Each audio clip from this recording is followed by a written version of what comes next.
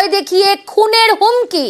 তরুণীর বাড়ির সামনে ধারালো অস্ত্র নিয়ে হাজির এক যুবক। 100 ডায়াল করে অভিযোগ আইটি কর্মী তরুণীর। অভিযুক্ত যুবককে ইতিমধ্যেই গ্রেফতার করেছে কাশীপুর থানার পুলিশ। প্রথমে অ্যাসিড হামলার ভয় আর তারপর খুনের হুমকি। সরাসরি যাব, সুস্মিতা রয়েছে আমার সঙ্গে। সুস্মিতা, প্রথমেই জানতে চাইবো কে এই ব্যক্তি?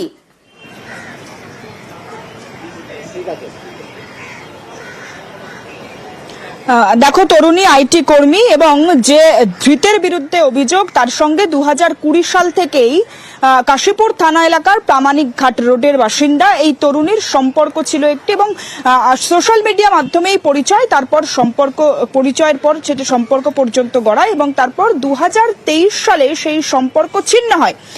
এবং 2023 সালে সম্পর্ক ছিন্ন হওয়ার পর থেকেই অভিযোগকারিনীর যেমনটা অভিযোগ, এই ধৃত যিনি পেশায় ডেলিভারি কর্মী হিসেবেও জানা যাচ্ছে পুলিশ সূত্র মারফত, তিনি বিভিন্নভাবে তাকে ভয় দেখাতো এই তরুণীকে। পাশাপাশি আইটি কর্মী এই তরুণীর অফিসের নিচে এসেও 2024 সালের শেষের দিকে অফিসের নিচে এসে ধারালো অস্ত্র দিয়ে, এমনকি অ্যাসিড ভর্তি বোতল দিয়েও তার উপর হামলা করা হবে এমনটা ভয় দেখানো হয়।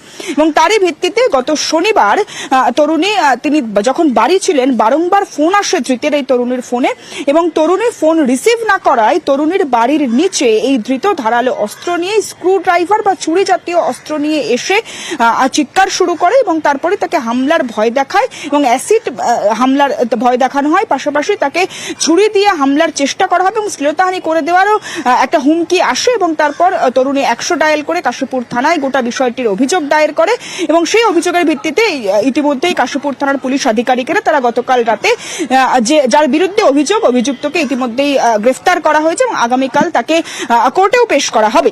কিন্তু তরুণের যেমনটা অভিযোগ যে সম্পর্ক ছিন্ন করাই তাকে এই ধরনের ভয় দেখানো, অ্যাসিড হামলা, এমনকি ছুরি দিয়ে হামলা করার মতো হুমকি বা শ্লীলতাহানির হুমকিও দেখায় এই ধৃত। গোটা বিষয়টি নিয়ে এই মুহূর্তে তদন্তে কাশীপুর থানার পুলিশ আধিকারিকেরা। প্রিয়াঙ্কা। বেশ।